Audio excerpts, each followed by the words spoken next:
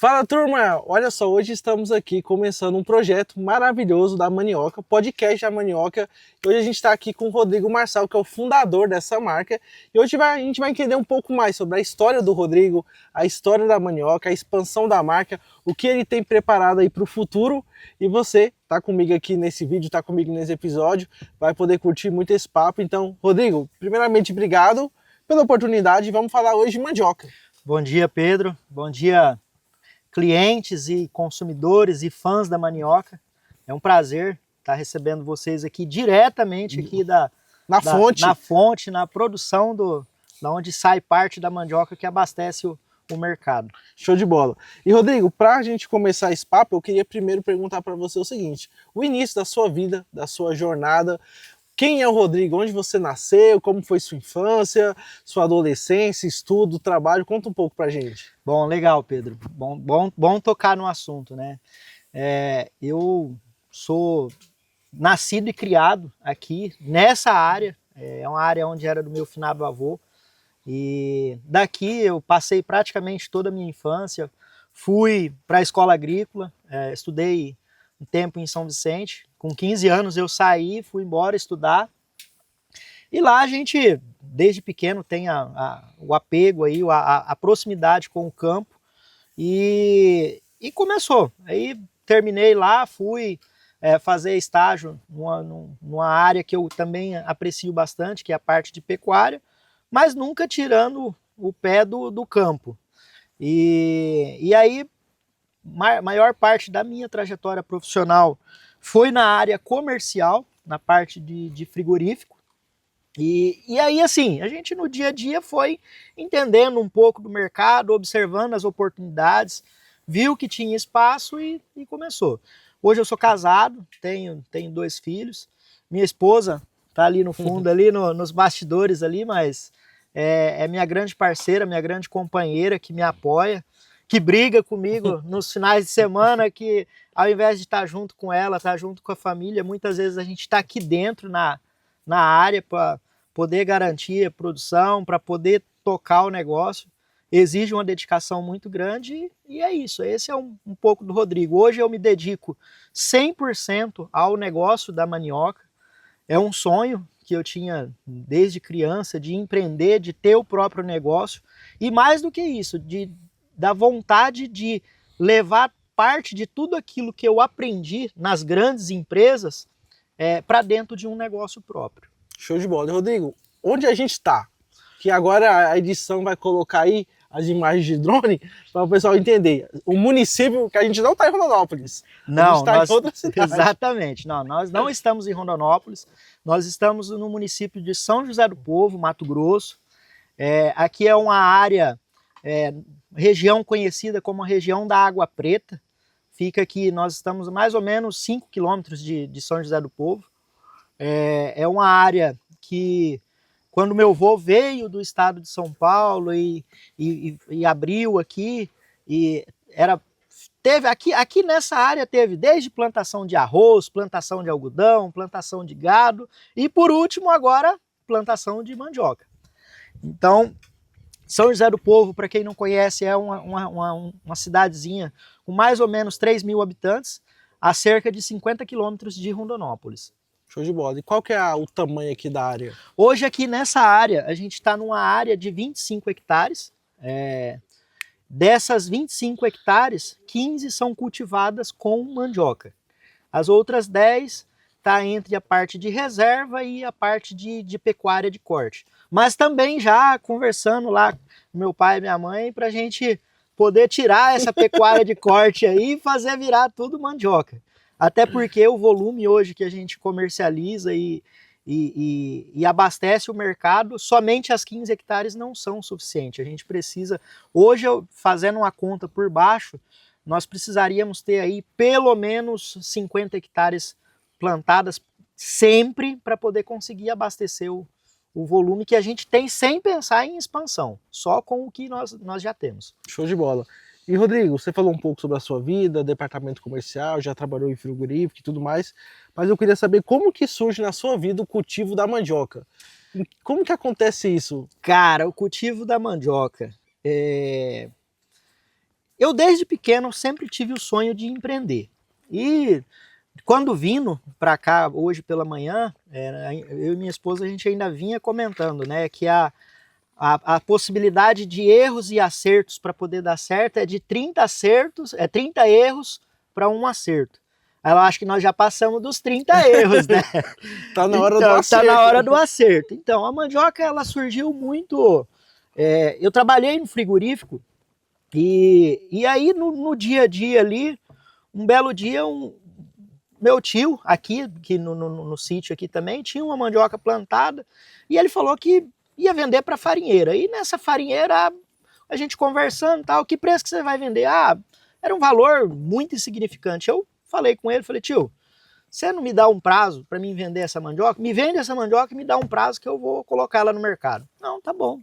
Aí ele, do nada. Do nada, do nada. E assim, naquela coisa de no mercado, observando o dia a dia ali, ele falou, não, tudo bem, vamos lá, pode começar a trabalhar. E aí nisso nós começamos a trabalhar.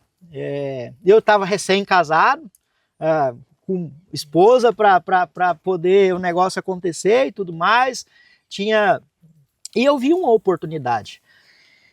E aí nós comecei ali com esse primeiro mandiocal que meu tio comprei dele, e depois foi um negócio que deu tão certo que o mercado começou a demandar. E aí uma rede de Rondonópolis, um determinado comprador que eu tinha muito acesso a ele, falou, Rodrigo, planta mandioca que eu compro toda a sua produção. Falei, beleza, vamos lá. Aí plantei. Quando foi para mim fazer o primeiro plantio, meu mesmo, o pessoal falou assim, quando que você vai plantar? Não, eu vou plantar. Ah, você vai plantar 1 hectare, meio hectare. Aí eu, desde minha formação aí profissional e do escolar, o trabalho que você tem para cuidar de um negócio grande e o trabalho que você tem para cuidar de um negócio meia boca ou um negócio pequeno é muito semelhante. Falei, então, já que é para plantar, então vamos começar grande. E aí eu comecei com 7 hectares. Ao invés de 1, eu comecei com 7. Eu falo que...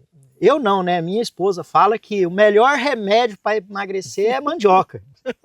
No primeiro ano que eu plantei a mandioca, eu peguei minhas férias lá em dezembro e vim para cá, para cuidar. Na época, acho que eu plantei, se eu não me engano, 50, 60 mil pés de mandioca. Acordava às 4 da manhã, tomava café, vinha para cuidar da mandioca. Sozinho. 17 dias aqui, nessa área aqui, vinha, tomava café, ia na hora do almoço, almoçava, voltava. Enquanto tinha luz, estava por aqui. Entre limpando a mandioca, plantando, fazendo o trato cultural que toda lavoura necessita. E aí, produziu, beleza, primeiro ano, vamos para comercialização. Na hora que nós fomos para comercialização, que eu comecei a tirar, eu falei, opa, já não está dentro do preceito que eu queria, né? Que eu queria entrar no mercado e garantir constância de abastecimento no ponto de venda. Eu não queria entregar um produto 20 dias, 30 dias, 60 dias e sair fora. Eu queria começar a entregar e hoje eu falo que a relação que a gente busca com os clientes nossos é semelhante a um casamento. E era isso que eu buscava quando eu comecei a entregar, fornecer mandioca. E aí de lá para cá a empresa foi crescendo e aí estamos aí hoje. Mas enfim, a mandioca ela surgiu numa necessidade, numa oportunidade de mercado que a gente identificou ali no dia a dia, de fazendo venda de carne, abastecendo o açougue. Normalmente quem compra carne é o mesmo cara que comprava a mandioca, então foi daí que surgiu. E aí quando você começa assim, oficialmente trabalhar com a mandioca, atendendo os seus clientes, quais foram os principais desafios que você teve, Rodrigo? Olha, Pedro, desafio, cara. Desafio, assim, hoje com 6 anos de mandioca, tem gente que semana passada, alguém me deparou e falou assim, nossa, Rodrigo, você não precisa se preocupar, a mandioca já é o que é e se vende sozinha. Não. Os desafios, ele vai desde uma mão de obra para você poder colher, para você poder plantar. você tem desafio climático. Eu tive 2 anos seguidos que eu plantei e perdi toda a minha planta. Sério? Perdi tudo, perdi tudo. E aí como é que você faz para entrar no mercado? Na verdade, você já está no mercado para você poder se manter. E aí é onde começa a correria de buscar mandioca para fora, aí você busca mandioca para fora, a mandioca não cozinha, aí arruma funcionário para poder trabalhar, aí o funcionário não vem, a parte de entrega, quando chega demanda agora, igual está chegando no final de ano, aumenta muito o consumo, você não tem armazenamento. Eu conciliei por muito tempo, desses 6 anos, 5 anos eu conciliei o negócio mandioca com iniciativa privada. Uhum. Então, muitas vezes dentro desses desafios eu tive que deixar a minha família em casa para poder vir me dedicar ao negócio da mandioca. E também não poderia de levar o sustento para dentro de casa em função do contrato CLT que tinha e da prestação de serviço que a gente fazia junto ao outro negócio. E essa vida profissional minha, ela por muito tempo aconteceu em cargos de liderança. E imagina só você como gerente, como um supervisor, você acaba tendo que ser exemplo. Então a responsabilidade no termo de desafios que tinha para poder fazer o negócio chegar onde chegou, nossa, são os mais diversos. Uma coisa que hoje para muita gente que produz e considera um desafio, que é a parte de comercialização do produto, para mim isso nunca foi desafio, pelo fato de eu já estar presente no mercado. Então eu considero que hoje a mandioca chegou onde chegou muito por esse acesso, essa facilidade que eu tinha no mercado. Então isso hoje eu considero que não foi um desafio. Mas sim, a parte de produção, a parte de garantir um produto de qualidade, de garantir o abastecimento, a parte de estrutura, tudo isso é um constante desafio. Não é que foi desafio, ele continua sendo um constante desafio para nós. Entendi. Rodrigo, quando você começa ali a mandioca, começa a industrialização, você começa a crescer, esse seu crescimento começou primeiro em Rondonópolis, depois você foi para o sul, você foi para o norte, você fez isso de forma intencional, sabendo para onde você queria, ou foi de uma forma mais natural, com o consumidor pedindo e aí os clientes querendo ter o seu produto no supermercado, nas lojas, em conveniência? Pedro, é uma característica um pouco particular e peculiar minha. Eu gosto que as coisas às vezes aconteçam muito rápido, né? tudo na mandioca aconteceu de maneira muito rápida.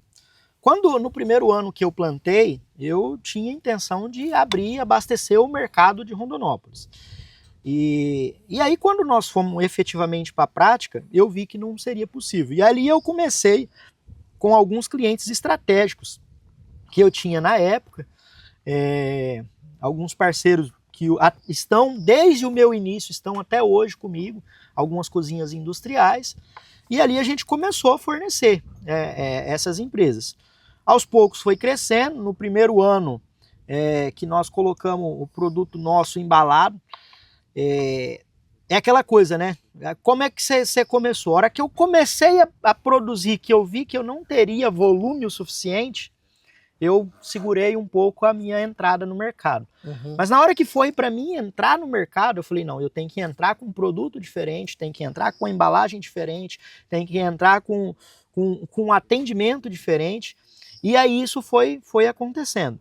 Hoje, nós estamos em praticamente todos os mercados de Rondonópolis, com algumas poucas exceções, nós não atendemos, algumas por opção própria, né?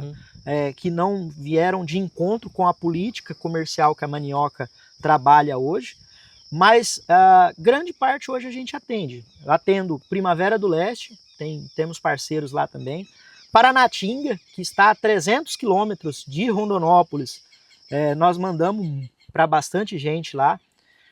Recentemente abri Sinop, Sorriso, Cuiabá, temos importantes parceiros comerciais lá também. E é isso, mandioca hoje está grande parte das cidades do Mato Grosso, mas o forte, o berço nosso continua sendo Rondonópolis. É muito. Rondonópolis é um mercado grande para ser explorado, né, cara? Tem, muito grande. Apesar da gente estar em boa parte dos mercados, mas eu falo que Rondonópolis ele é um berço de oportunidades que dá para se explorar muita, mas muita coisa ainda. Show de bola. E aí, Rodrigo, eu queria te perguntar o seguinte. Foi uma decisão sua começar com a mandioca, né? Uma oportunidade que você viu e tudo mais, mas se existe mandioca hoje, após 6 anos, é porque existe uma aceitação do público. Eu queria te perguntar como que você percebeu que você tinha acertado, cara? Teve algum momento, algum acontecimento, algo aqui que você falou, tipo, com a Clara, tipo assim, a gente acertou, é esse produto, a galera gostou, você percebeu que realmente teve uma aceitação no mercado? Assim, é difícil você encontrar a receita certa de produto. Você não consegue ter uma boa aceitação no mercado se você tiver um produto de qualidade. Mandioca, o que você espera numa mandioca quando você vai comprar, quando você leva ela para casa? Que ela cozinha.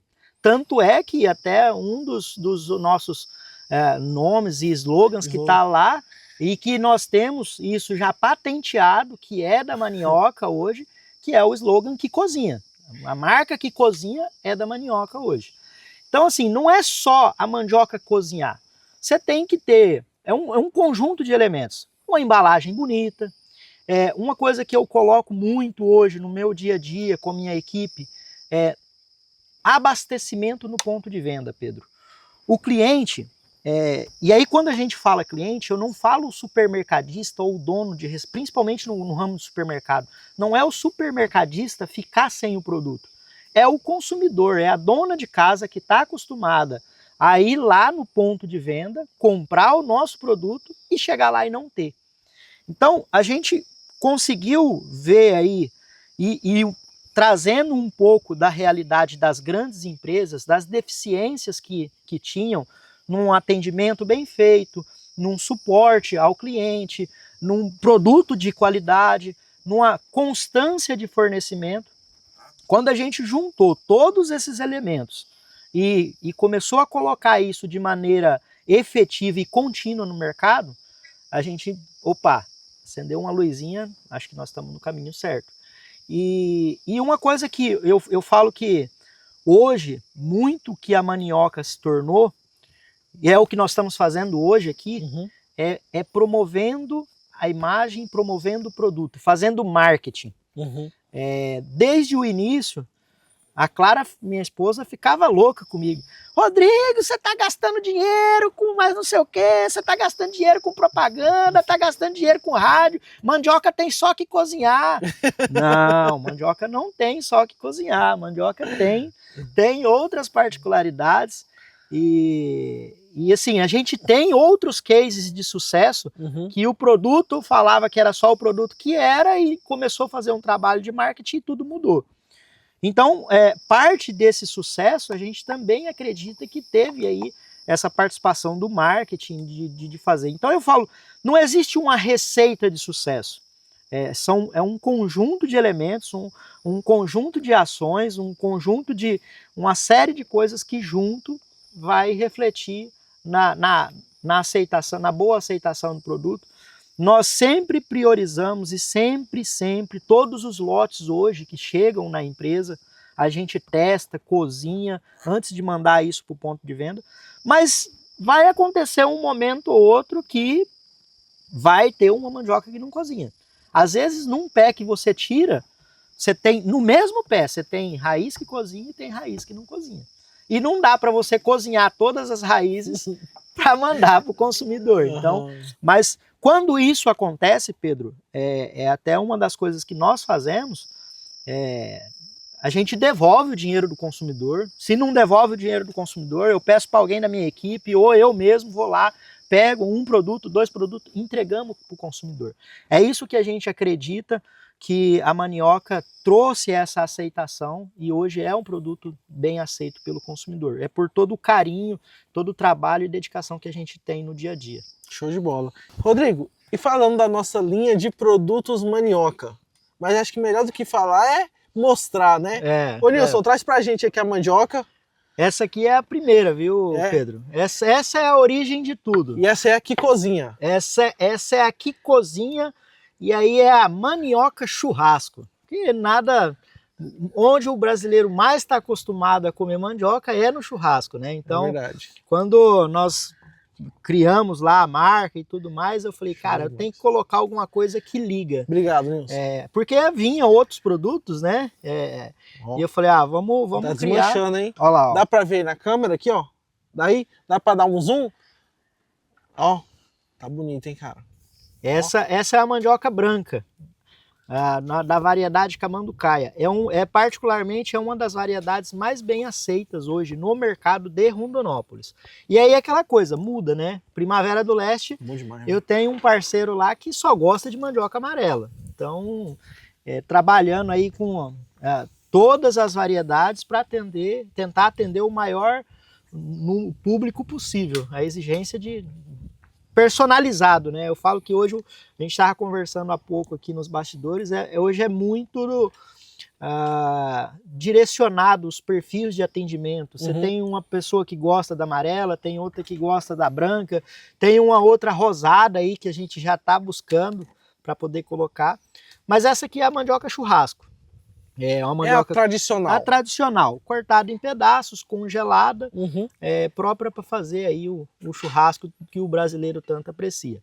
Além dessa, a gente tem uma outra também que é para aproveitar a sobra do churrasco, que é o kibebe.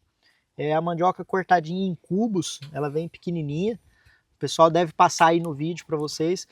Ela é feita manualmente, dá bastante trabalho para poder fazer ela. Mas a ideia é justamente facilitar o dia a dia e facilitar ali a preparação do prato. Você faz o churrasco, sobra ali a carne e tal, e aí vão fazer o caldo, fazer o kibebe.